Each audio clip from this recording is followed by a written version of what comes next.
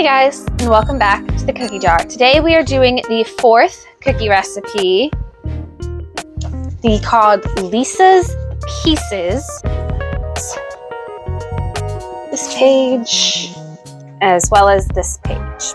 We are preheating the oven today, so that's 350 for that. And then we're going to need 1 cup of regular semi-sweet chocolate chips, 1 cup melted butter, 2 sticks, half a pound, 1/4 cup strong coffee, 1 cup chopped pitted dates. You can buy chopped dates or sprinkle whole pitted dates with a bit of flour and then chop them in a food processor. 1½ cups white granulated sugar, 2 beaten eggs, just whip them up with a fork, 1 teaspoon vanilla, 1 teaspoon baking soda, 1 teaspoon of salt, 1 cup chopped walnuts or pecans, measure after you chop them. I went with walnuts because it's the first one listed. 1 cup milk chocolate chips and 3½ cups of flour, no need to sift. Now, they did my favorite thing. In the ingredient list, they said melted butter, but the first step of the recipe is to take the semi-sweet chips, the butter, and the coffee and melt them together in the microwave. I don't know why they do that. It makes no sense to me, but yeah. And then you mix the sugar and the eggs and everything else together, and then you combine the melted chocolate with the sugar, and then you add in the nuts and the milk chocolate, and then you bake it off, let it rest. The only real note is it gives you a time of approximately 2 minutes on high for the microwave, and then it tells you if the dough is too sticky to chill it for a few minutes, and it says approximately 8 dozen cookies depending on cookie size. So everything is all laid out in the kitchen. Let's get in there and get started. Here is everything we're going to be using today. Okay, so the first thing on our agenda is going to be mixing the butter, the 2 sticks of butter, with a cup of the semi-sweet chips and the 1/4 cup of strong coffee.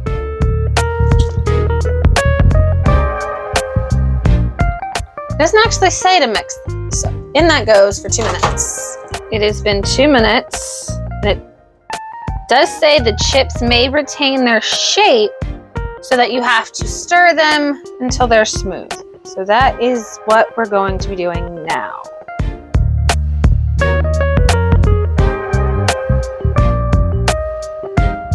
Okay, so after you get it mixed together, it says to add in to the chocolate and butter the cup of chopped dates. So I guess we're rehydrating them in butter and coffee and melted chocolate.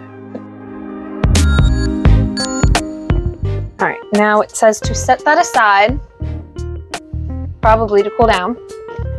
And then into the mixer, we're adding the 1½ cups of white granulated sugar. And we are adding to that the 2 beaten eggs. And we're just gonna get those mixed together.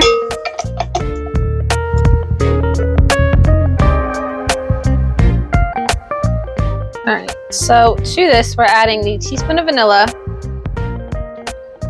the teaspoon of baking soda,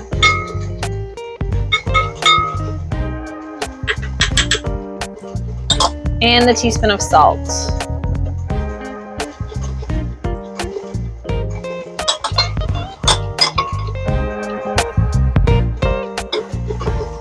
Now, it does not mention anything about the chocolate mixture cooling off. It just says to add the melted chocolate into your bowl. And this is pretty warm still. So I'm thinking I'm going to drizzle it in as best I can with the dates in there slowly so that it doesn't cook the eggs. The best I can come up with, and hope I don't make a tremendous mess.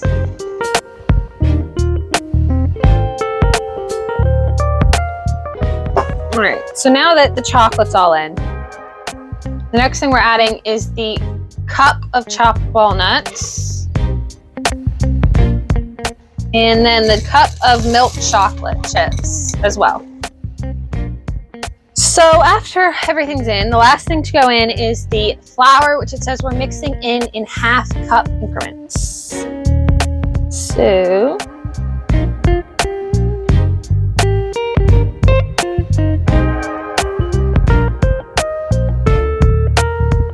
This is very stiff, which is good. It's not stiff enough to be rolled, I don't think, but it is stiff enough to be scooped out onto the baking sheets, which is what we need. So it says to let this rest for 10 minutes, and then we're going to be dropping them on cookie sheets. Okay, so it's had its 10 minutes. We've got our handy dandy scooper, and we've got our baking trays with our mats, or just greased baking trays. And then we just kind of scoop it up and pop it out.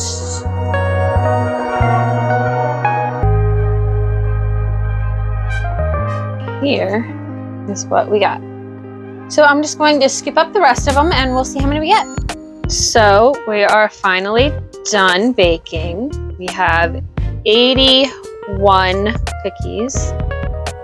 That's 7.5, just about, almost 8. They'll go in the oven at 350 for 10 minutes, cool on the trays for a minute, and then go onto wire racks. So here is all of the cookies baked off. So here is the final cookie product. These are the Lisa's Pieces. So they're super chocolatey. They're nutty. And I don't get the date flavor at all. Like, I know I got one because I could chew through it. I could feel it when I was chewing it. But all I can really make out is the chocolate and the walnut, which isn't a terrible thing. That just means my kids will eat it.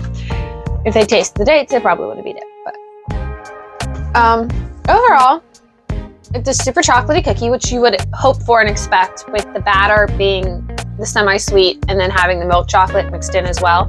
It gives you layers to the chocolate. And then of course the walnuts, I mean, even if you don't get a bite of a walnut, it still tastes walnut in all the rest of the cookie, so that's nice too. They are crunchy on the bottom, but they're soft at the top, so that's another balance that's nice. Overall, it's a good little cookie. It was a quick cookie. I think I got it all done in under 2 hours. I'm not straight mixing and all of the baking. And you get quite a bunch. I can't remember what I said earlier, if it was 70 or 80, but it was quite a bit.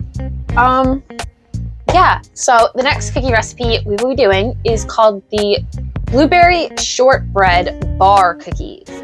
So I am intrigued by that because that sounds awesome. I can't wait to put them together, and if you want to see what they're about and see how they are made, join us next week on the Cookie Jar. I hope you lovelies have a good week. I will see you next time. Bye guys.